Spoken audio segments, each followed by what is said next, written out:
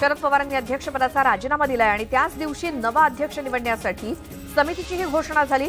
या समितीची बैठक आज सकाळी पक्षाच्या कार्यालयात होणार आहे। समितीत असलेल्या बहुतांश नेत्यांनी पहिल्याच दिवशी पवारांनी आपला निर्णय मागे घ्यावा अशी मागणी जाहीरपणे केली होती। त्यामुळे हेच नेते समितीच्या या बैठकीत वेगळी भूमिका घेण्याची शक्यता आता कमी आहे। शरद पवारच राष्ट्रवादीचे अध्यक्ष राहणार असल्याची माहिती न्यूज 18 लोकमतला सूत्रांनी दिली आहे। तसंच राष्ट्रवादी काँग्रेसमध्ये कार्याध्यक्ष पदाची निर्मिती केली जाणार आहे। सुप्रिया सुळे कार्याध्यक्ष होण्याची शक्यता असल्याची माहिती सूत्रांनी दिली।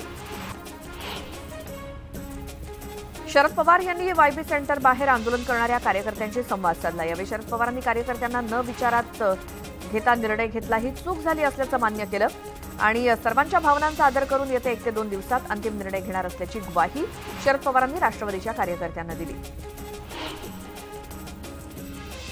शरद पवारांच्या राजीनाम्यानंतर जयंत पाटील राज्यातील आजी-माजी आमदारांच्या भूमिका जाणून घेणार आहेत। राज्यातील आमदार आणि पदाधिकाऱ्यांच्या भूमिका काय आहेत, शरद पवारच अध्यक्ष हवेत की पक्षाला नव्या अध्यक्षाची गरज आहे, या संदर्भात ते आजी-माजी आमदार आणि पदाधिकाऱ्यांची मतं जाणून घेणार आहेत। राष्ट्रवादी युवक राष्ट्रीय अध्यक्ष धीरज शर्मा आणि राष्ट्रवादी विद्यार्थी काँग्रेस अध्यक्ष सोनिया दुहान यांनी शरद पवारांची भेट घेतली। दरम्यान सर्व सदस्यांनी पवारांना आपला राजीनामा मागे घेण्याची विनंती केल्याचं सोनिया दुहान यांनी म्हटलंय, तर शरद पवारांची देशाला गरज असल्याचंही त्यांनी म्हटलं।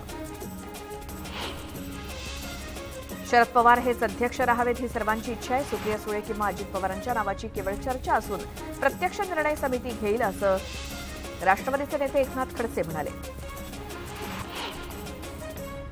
शरद पवारांनी निवृत्ती जाहीर केल्यानंतर जे नेते पवारांसमोर रडत होते ते नेते प्रवेशासाठी भाजपच्या दारात उभे होते, असा धक्कादायक गौप्यस्फोट केंद्रीय मंत्री नारायण राणेंनी केला।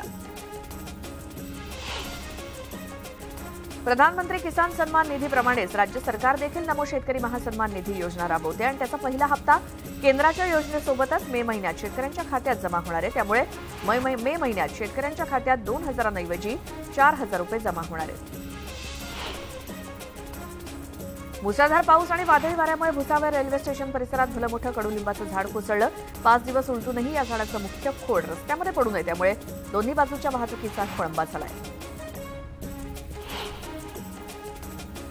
राज्यातील अवकाळी पावसाचा आंबा उत्पादनावरती परिणाम झालाय। हवामान बदलांमुळे कीड रोगांचा प्रादुर्भाव तसंच मोहर येऊन सुद्धा फलधारणा न झाल्यानं यंदा आंब्याच्या उत्पादनात घट झाली आहे। 6 वर्षात सर्वात कमी उत्पादन यंदा झाल्याचं बोललं जात आहे।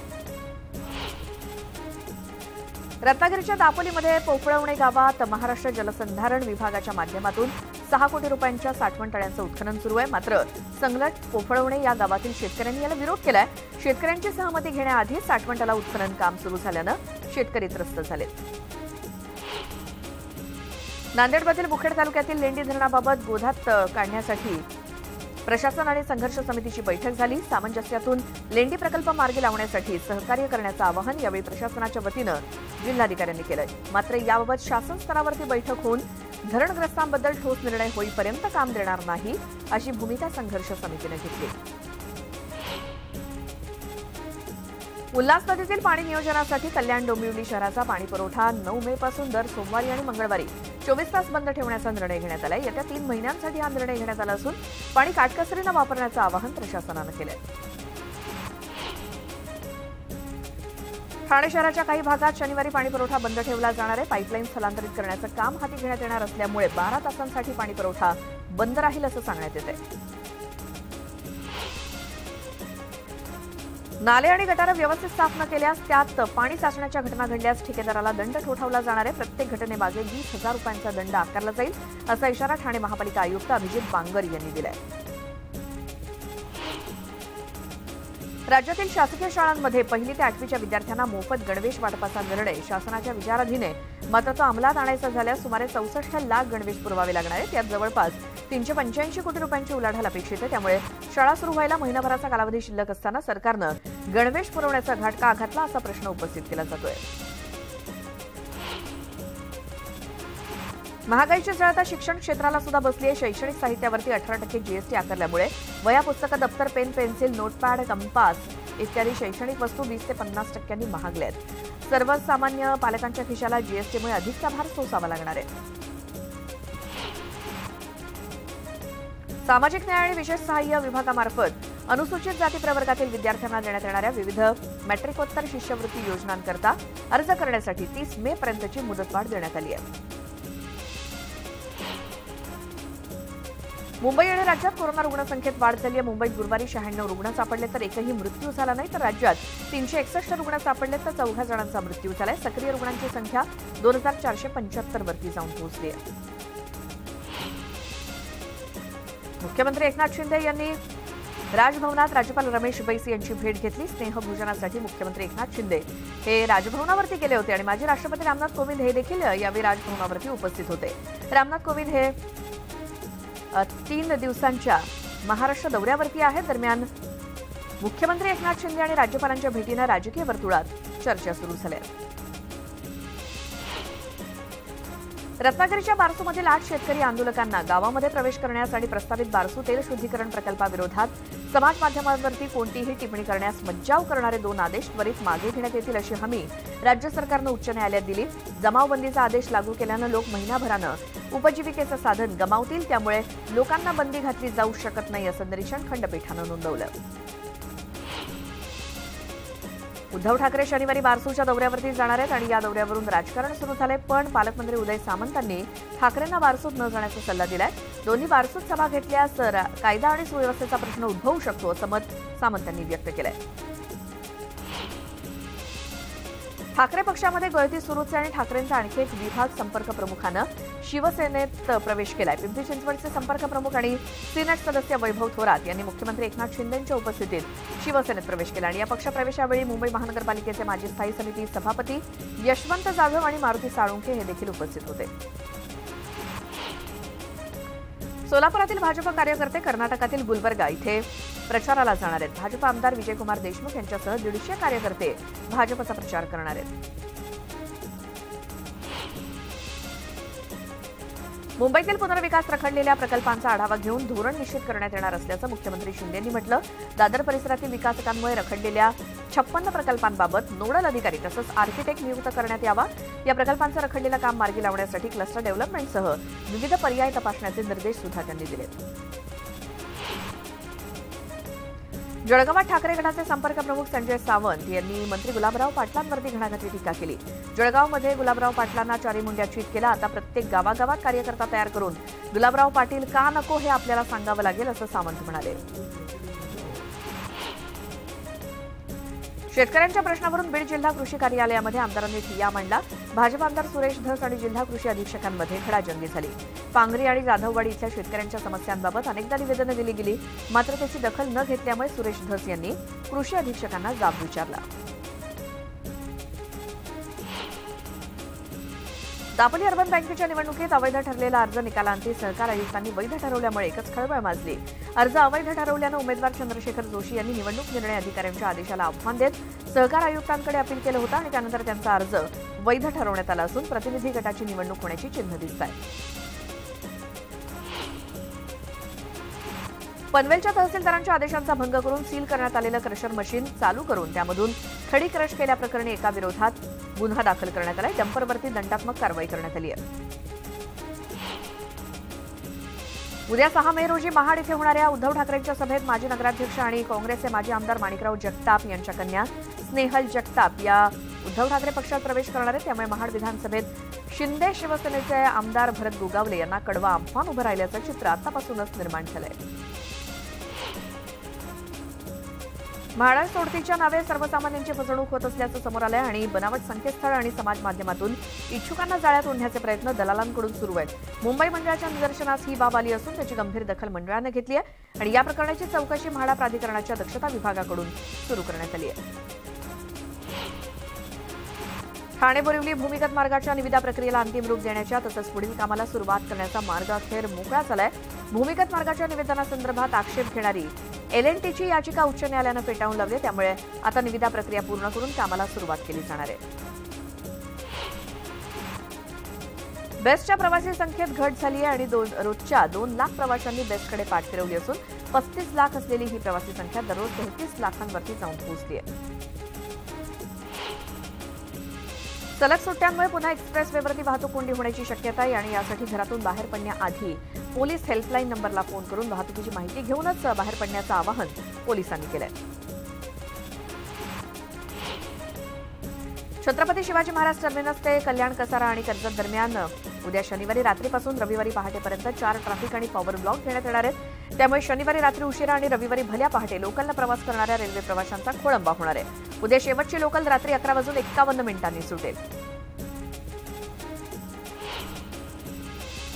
मुंबई ट्रान्स हार्बर लिंकचं काम जवळपास पूर्ण होत आलंय आणि या पुलावरील शेवटचे 3 डेक बसवणं बाकी आहे. मे महिन्याच्या शेवटीपर्यंत 3ही डेक बसवण्यात आल्यानंतर हा पूल पूर्णपणे जोडला जाईल. नवी मुंबई मेट्रोला अद्यापही मुहूर्त सापडलेला नाही. पेंधर ते खारघर हा 5 किलोमीटर लांबीचा मार्ग प्रवासी वाहतुकीसाठी गेल्या वर्षापासून सज्ज आहे. त्यासाठी गेल्या 3 आठवड्यांपासून मेट्रोची ट्रायल रन सुरू आहे. मात्र प्रत्यक्ष मेट्रोतून प्रवास कधी घडणार असा प्रश्न उपस्थित केला जातोय. मेट्रो 2 आणि 7 या मार्गावरील स्थानकं सौर ऊर्जेनं उजळणार आहेत आणि या मार्गातील सर्व स्थानकात सौर ऊर्जा पॅनल बसवण्याची योजना हाती घेण्यात आली आहे. 3 हातनाका ते माझेवडा जंक्शनपर्यंतचा सेवा रस्त्यांवरती पार्किंग क्षेत्र निश्चित करून त्या ठिकाणी मोफत वाहनं उभी करण्याची सुविधा उपलब्ध करून देण्याचा निर्णय ठाणे महापालिका प्रशासनानं घेतला आणि या निर्णयानुसार या रस्त्यावरती 50 मीटर अंतरावरती पार्किंग क्षेत्र निश्चित केलं जाईल. मुंबईच्या रस्त्याचं वेगानं कॉन्क्रिटीकरण सुरू आहे. 2049 किलोमीटर रस्त्यापैकी 876 किलोमीटर रस्त्याचं कॉन्क्रिटीकरण पूर्ण झाले आणि उर्वरित 349 किलोमीटर रस्त्याचं कॉन्क्रिटीकरण करण्याचं उद्दिष्ट पालिकेसमोर आहे. रस्त्यांवरचे खड्डे बुजवण्यासाठी मुंबई पालिका यंदा तब्बल 300 कोटी रुपये खर्च करणार आहे. रस्त्यावरील भरावासाठी कंत्राटदारांनी 24% अधिकची बोली लावली आहे. नवी मुंबई महापालिकेनं टीटीसी औद्योगिक क्षेत्रामध्ये रस्ते आणि विविध सुविधा निर्माण करण्यावरती भर दिलाय. त्यानुसार आतापर्यंत 1520 कोटी रुपये खर्च केले. मुंबईमध्ये हवेतील गुणवत्ता सुधारण्यासाठी 650 कोटी रुपये खर्च पालिका करणार आहे. धुळीचं प्रमाण कमी करणं आणि त्यासाठी मुंबई शहर आणि उपनगरात पाणी शिंपडण्यासाठी यांत्रिकी झाडू खरेदी, वाहतुकीसाठी ई-बसेस खरेदी करणं अशा विविध उपाययोजना केल्या जाणार आहेत. हिंगोली जिल्ह्यामध्ये अवकाळी पावसानं एका लग्न सोहळ्याच्या आनंदावरती विरजण पडलंय. कळमनुरी तालुक्यातील वाकोळ इथे अचानक आलेल्या मुसळधार पावसामुळे नवरी नवरदेवावरती छत्र्या धरून कशीबशी मंगलाष्टका आटपावी लागली आणि लग्न झाल्यानंतर मंडप सोसाट्याच्या वाऱ्यामुळे कोसळला. छत्रपती संभाजीनगरमधील बडवे इंजिनिअरिंग या कंपनीला भीषण आग लागल्याची घटना घडली आणि अग्निशमन दलाच्या जवानांनी वेळीच घटनास्थळी धाव घेत आगीवरती नियंत्रण मिळवलं. जळगाव जिल्ह्यातील रावेर इथे वनजमिनीवरती अतिक्रमण करणाऱ्यांना रोखण्यात आलं आणि यानंतर संतप्त जमावानं वनविभागाच्या पथकावरती दगडफेक केली. यात 3 वनकर्मचारी जखमी झाले. गेल्या 2 महिन्यांपासून हावडा मुंबई मार्गावरील पॅसेंजर गाड्यांचं वेळापत्रक पूर्णपणे विस्कळीत झालं असून त्यामुळे प्रवाशांना त्रास होतोय. डिसेंबर अखेरपर्यंत ही समस्या अशीच कायम राहणार असल्याचं रेल्वे विभागाचं म्हणणं आहे. गोंदिया जिल्ह्यामध्ये मागील काही दिवसांपासून पडत असलेल्या अवकाळी पाऊस आणि गारपिटीच्या तडाख्यामुळे धान, मका, भाजीपाला, फळबाग आदींचं अतोनात नुकसान झालं आणि या नुकसानीचा तातडीनं पंचनामा करून भरपाई द्यावी अशी मागणी राष्ट्रवादीनं केली आहे. इंदोरहून औरंगाबाद संभाजीनगरकडे जाण्यासाठी अत्यंत जवळचा मार्ग बोदवड शहरातून गेलाय. या दरम्यान रस्त्यालगत असलेले बोगस अतिक्रमण त्वरित काढून रस्ता मोठा करावा अशी मागणी भीम आर्मीनं केली आहे. बोदवडमधील मुख्य मार्गावरची सुरू असलेली कामं त्वरित न थांबवल्यास काम बंद आंदोलनाचा इशारा भीम आर्मीनं दिलाय. पुण्यामध्ये विकासकाच्या मालकीच्या सदनिकेचा लिलाव जाहीर करण्यात आलाय. घराचा ताबा देण्यास विलंब लावल्याप्रकरणी ग्राहकाला 49,08,376 रुपये नुकसान भरपाई देण्याचे आदेश महारेरानं दिलेत आणि या रकमेच्या वसुलीसाठी 1.5 कोटी किमतीच्या सदनिकेचा लिलाव केला जाणार आहे. रेरा कायद्याच्या अंमलबजावणीतील ढिलाई चुकार विकासकांच्या पथ्यावरती पडते. खरेदीदारांना सदनिकाचा ताबा देऊ न शकलेल्या राज्यभरातील 1007 विकासकांच्या 624 कोटींच्या प्रकल्पांच्या जप्तीचे आदेश महारेरानं दिलेत. मात्र स्थानिक जिल्हा प्रशासनाच्या ढिलाईमुळे जेमतेम 105 कोटींची वसुली होऊ शकली आहे. आणि यासोबतच वेळ झाली आहे बातमी 36 जिल्ह्यांची या बुलेटिनमध्ये एका छोट्याशा ब्रेकची.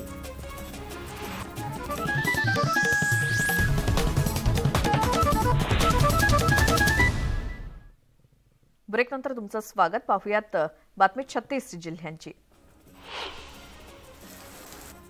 मनमाड शहर परिसराला सलग दुसऱ्या दिवशी पावसानं झोडपून काढलं आणि या पावसामुळे कांदा आणि टोमॅटो पिकांचं मोठं नुकसान झालंय.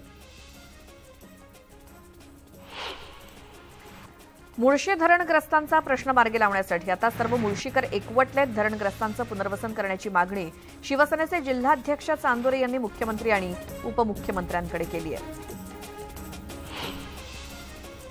धुळे जिल्ह्यात शेतकऱ्यांसह कृषी विभागानं देखील खरीप हंगामाची तयारी सुरू केली आहे. कृषी विभागानं जिल्ह्यात लागवडीयोग्य क्षेत्रासाठी आवश्यक बियाणं, खतसाठा आणि कीटकनाशकांची पुरेशी उपलब्धता राहील याचं नियोजन केलंय.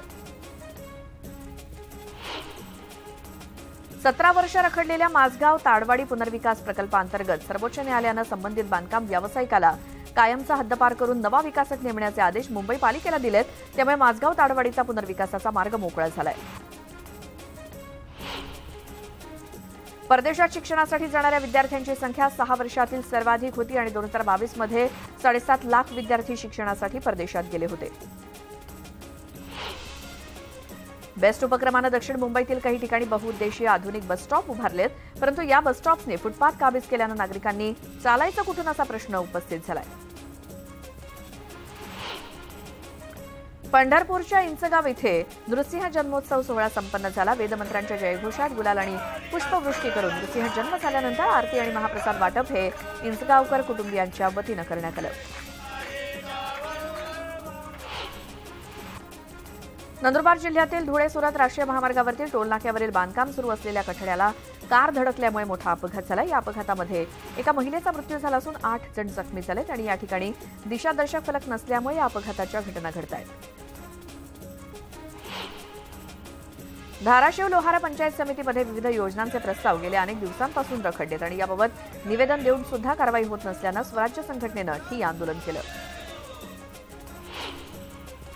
गोंदिया जिल्ह्यातील सोसायटीच्या निवडणुकीमध्ये आदिवासी महिलांवरती अन्याय केल्याचा आरोप करण्यात येतोय. तर नियमानुसार अर्ज बाद केल्याचं निवडणूक अधिकाऱ्यांनी सांगितलं. सोलापूर शहरामध्ये घरफोडी, दुचाकी चोरी आणि 2 गटातील भांडणांसह अन्य गुन्ह्यांचं प्रमाण वाढतंय आणि या पार्श्वभूमीवर पोलिसांची गस्त वाढवून गुन्हेगारीवरती नियंत्रण आणण्याच्या हेतूनं 396 ठिकाणी QR कोड लावण्यात आले. मुंबईच्या धारावी इथे झाडांवरती कुऱ्हाड कोसळण्याची चिन्ह आहेत. कारण पालिका धारावी इथे सांडपाणी प्रक्रिया प्रकल्प उभारत असून इथल्या 403 झाडं बाधित होत आहेत आणि त्यामुळे 271 झाडं तोडली जाणार आहेत. 132 झाडं अन्य ठिकाणी लावली जाणार आहेत. त्याची नोटीस जारी करण्यात आली आहे. लेप्टोस्पायरोसिस नियंत्रणाच्या दृष्टीनं पालिकेकडून विशेष मोहीम राबवली जाते. जानेवारी ते एप्रिल या 4 महिन्यात पालिकेनं तब्बल 1,85,270 उंदीर मारले. एक उंदीर मारण्यासाठी पालिका 22 रुपये मोजते अशी माहिती पालिकेच्या सूत्रांनी दिली. आर्थिक गर्तेत सापडलेल्या बेस्ट उपक्रमाला मदत करण्यासाठी मुंबई महानगरपालिका पुन्हा एकदा सरसावली आहे. टाटा पॉवरकडून घेण्यात येणाऱ्या विजेची देणी परत करण्यासाठी पालिकेनं बेस्टला 444 कोटींची मदत केली आहे. एसटी महामंडळाच्या मुंबई विभागानं आपल्या ताफ्यात नव्या इलेक्ट्रिक बसेस दाखल करण्याचं नियोजन केलंय. सूत्रांच्या माहितीनुसार 25 इलेक्ट्रिक बसेस येण्याची शक्यता असून येत्या 2 महिन्यात 100 शिवनेरी बसेस इलेक्ट्रिकरित्या धावणार आहेत. VIP नंबरसाठी कोट्यवधी रुपये मोजले जातात आणि RTO कार्यालयाकडून फॅन्सी नंबर घेण्यासाठी प्रचंड चढाओढ असल्याचं समोर आलंय. जागतिक स्तरावरील बंदराचा कार्गो हाताळणीचा अहवाल जागतिक बँकेनं जाहीर केला आणि त्यामध्ये 14 देशात भारतातील प्रमुख कंटेनर बंदर असलेल्या न्हावाशेवा जवाहरलाल नेहरू पोर्ट ऑथॉरिटी बंदराची जागतिक स्तरावरती नोंद झाली आहे. संजय गांधी राष्ट्रीय उद्यानासह येऊर जंगलामध्ये मुक्त संचार करणाऱ्या बिबट्यांसह प्राण्यांची गणना आज बुद्ध पौर्णिमेच्या रात्री जंगलामध्ये करण्यात येणार आहे. जंगलातील पाणवठे, झरे, पक्षी रात्री पाणी पिण्यासाठी येत असतात आणि त्या दरम्यान बांधलेल्या मचाणावरती बसून अधिकारी कर्मचारी या प्राण्यांची आणि पक्ष्यांची गणना करणार आहेत. यासाठी येऊरच्या जंगलामध्ये 36 ठिकाणी मचाण बांधण्यात आले. तर ह्या होत्या संपूर्ण राज्यातल्या प्रत्येक जिल्ह्यातल्या महत्त्वाच्या बातम्या ज्या आपण वेगवान स्वरूपात पाहिल्या. बातमी 36 जिल्ह्यात